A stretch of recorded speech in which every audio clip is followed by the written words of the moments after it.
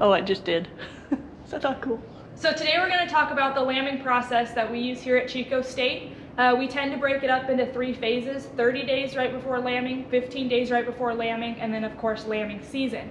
30 days right before lambing, we bring them up and we do all the pre-lambing vaccines. That's the CD&T, the Vibrio, and the wormer. We also trim feet. 15 days right before lambing is when we start to kind of just check for signs that ewes might be starting to lamb. We bring them up into the back barn at night, so it's a lot easier for us to check on them. And then in the morning, we let them out into the field. For lambing, we start to look for signs if the mucus plug has come through, if they pass their water bag, and then usually when they pass their water bag, you can expect between 30 and 60 minutes for lambs to start coming. Once the lambs have dropped on the ground, then we kind of go through our post-lambing care of the lamb. It's really important. The first 24 hours of the lamb's life is probably the most important, so we want to make sure that we give the lamb the best opportunity for it to survive. So first thing that we do is we grab our lambing data sheet right here. Where is it from? Out of this blue folder right here are all the blank ones, and then once this is filled out, it goes into this purple folder right behind it. It's also double-sided, so that way we're not wasting a lot of paper, and it's a lot easier to keep track of. So on the lambing data sheet, you have the dam ID, the sire ID, the lambing date, numbers born, dead, and alive. So if you have triplets, 2 are alive but 1's dead, you would do 2/1. Dam problems, if they have issues with colostrum dropping, if they prolapse, or if they have any issues with their teats. And then we circle what kind of delivery it was, so that way we know if it was a hard delivery, if that's the ewe's fault, if the lambs are too big, if it was a cesarean, which I've never experienced here at Chico State, or if it was unassisted, which is kind of the best case scenario. And then we do breed type, if it's a crossbred, a wether sheep, or a Southdown, because we do have the black-faced crossbreds and the Southdowns here at Chico State, so it's good to... and then we do the birth type, so twin, triplet, quadruplet. I've never seen a quadruplet here, and then it's pretty easy to know if it's a single because you don't circle one of them. And then you just, the display ID, the EID, you talk about each lamb. So the display ID is their ear tag, the EID is kind of like the scrapie, the sex, the viability.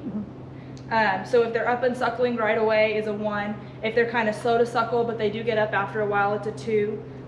If you kind of have to help them get up, it's a 3. And then if they just have absolutely no will to live, it's a 4. And then you also weigh them. And then so right after you kind of do that, then you kind of go into what we give them in terms of shots.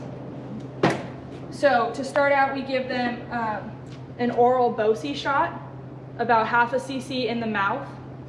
And then we do, each lamb gets 1 cc of the Enforce, which is a modified live vaccine. Half cc.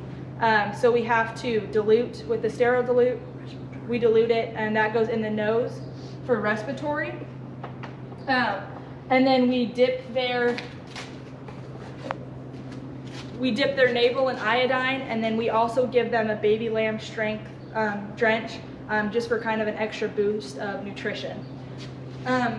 Then there are some cases that you get where some lambs are a lot harder to get out, so you have to pull them. And in that instances where you have to pull them, their head kind of starts to swell, so you kind of want to give them some stuff to kind of combat that.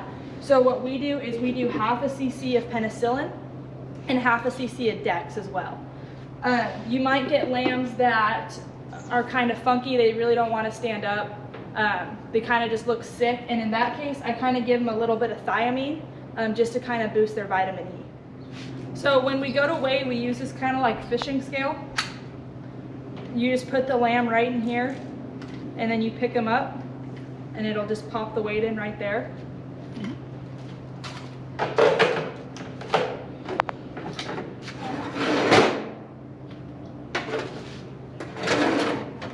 Yeah, we need to grab some tags. Oh, good. We have 1. So these yellow ones right here are our EID tags. We use these because we have an electronic wand, so we kind of keep track of weights and everything when they run through the scale. This just kind of pops into, it has a special ear tagger, so you just pop it in, and then this goes in one ear, and then the other ear is our personal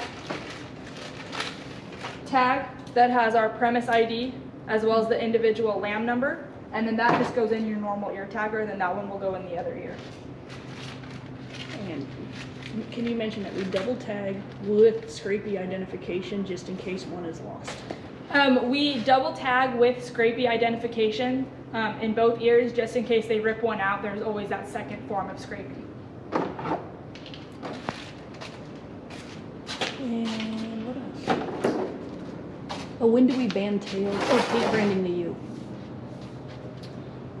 Also, when they lamb, you want to, right before they spend 2 days in the lambing jugs, and then after they've been in the lambing jugs for 2 days, we send them out into the nursery. At that time, we paint brand the ewe, so that way we can have an easier time keeping track of which lamb belongs to which ewe.